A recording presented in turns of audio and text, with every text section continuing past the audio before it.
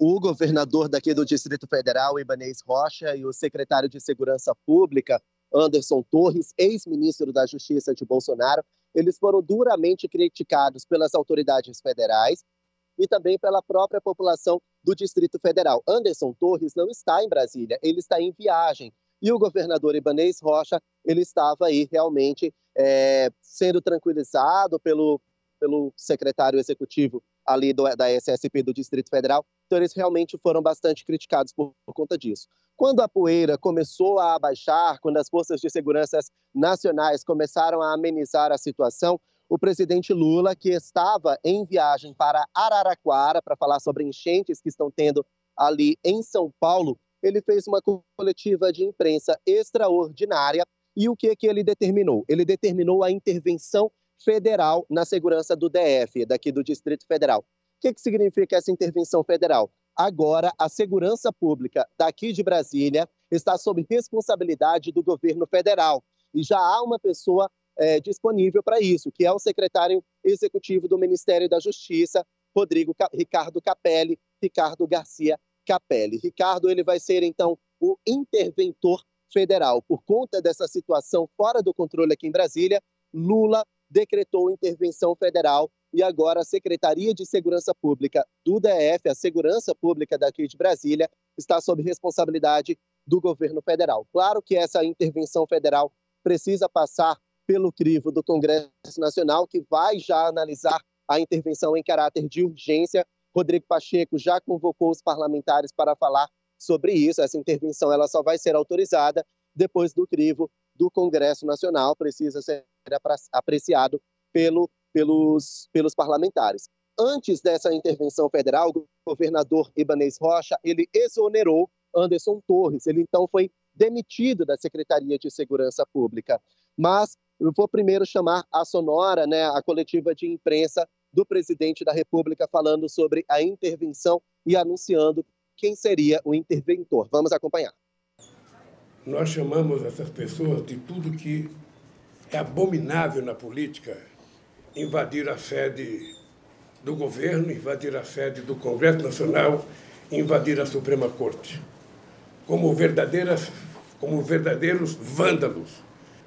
Nós achamos que houve falta de segurança e eu queria dizer para vocês que todas essas pessoas que fizeram isso serão encontradas e serão punidas. Não existe precedente o que essa gente fez e por isso essa gente terá que ser punida. Decreto a intervenção federal no Distrito Federal com o objetivo de pôr termo ao grave comprometimento da ordem pública nos termos em que especifica. Artigo 1º. Fica decretada intervenção federal no Distrito Federal até dia 31 de janeiro de 2023.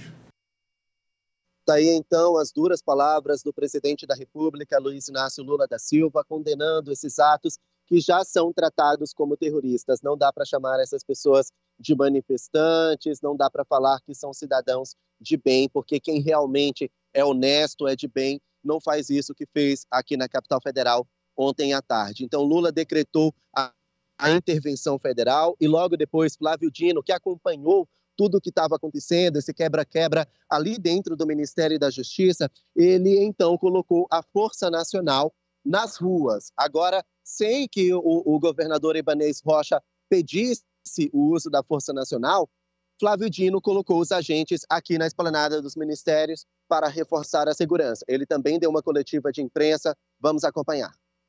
Prioridade no momento presente: restabelecimento da ordem pública, já alcançado em larga medida. 2, as prisões em flagrante. 3, a apreensão dos ônibus, que, repito, são instrumentos de perpetração de crime. 4, as investigações daqueles que são coautores ou partícipes do cometimento de crime. Quem financia crime criminoso é. Então, sim, nós já levantamos todos os ônibus, de onde vieram, quem pagou, temos a lista dos passageiros e vamos pedir as medidas cabíveis à Polícia Judiciária, leia-se Polícia Civil do DF, Polícia Federal, vai pedir todas as medidas judiciais para aqueles que não estão em flagrante, porque são duas situações técnicas diferentes. As pessoas que estão aqui, que invadiram, depredaram, etc., estão em flagrante, até neste momento, inclusive. A partir de amanhã, as pessoas que estão em outro estado e que financiaram, e que de algum momento instigaram, celebraram, incitaram, elas não estão mais em flagrante.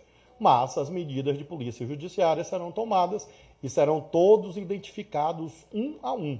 A emulação política que levou a isto, a este desvario. E isto, infelizmente, infiltrou instituições.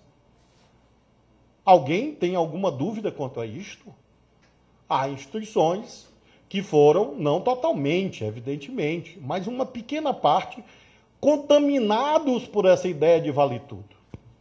E nós estamos exatamente nesta batalha de garantir a autoridade da lei.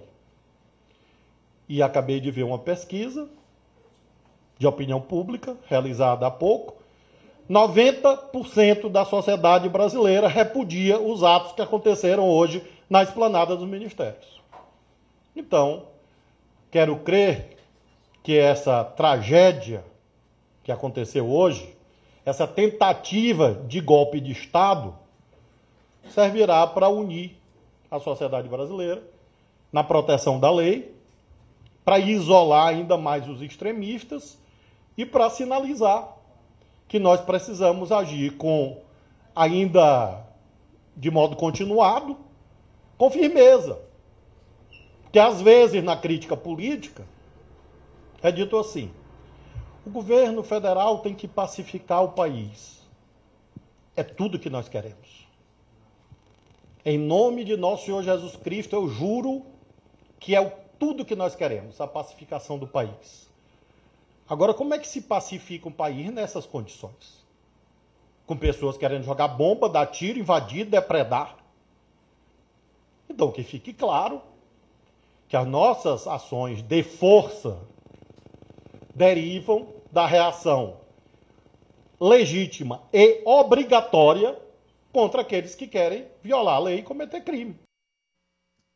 Bom, tá aí então as palavras duras também do ministro da Justiça, Flávio Dino, ele tratando essa situação como uma tentativa de golpe de Estado. Eu mudei um pouquinho o posicionamento só para vocês entenderem a dimensão. A situação estava lá no fim dessa avenida, o eixo monumental.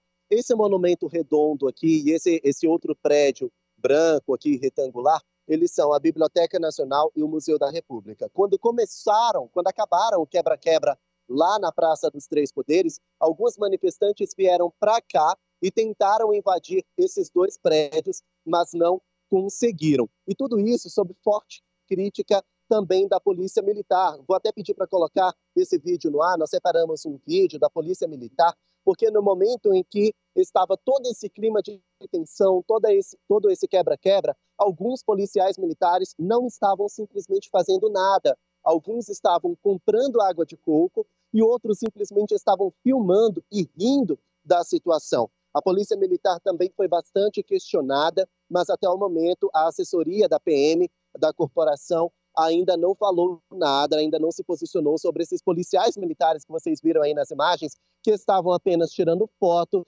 enquanto os manifestantes, aliás, os terroristas criminosos, estavam quebrando o Congresso Nacional. Então a pancadaria estava bem ali e bem aqui do lado, deixa eu virar novamente a câmera, bem aqui do lado, esse viaduto aqui é a rodoviária do Plano Piloto. Por aqui passam cerca de 700 mil pessoas todos os dias. E as pessoas estavam acompanhando ali do alto daquele viaduto todo quebra-quebra e chocadas com as imagens que elas estavam vindo e que vocês acompanham aí agora também.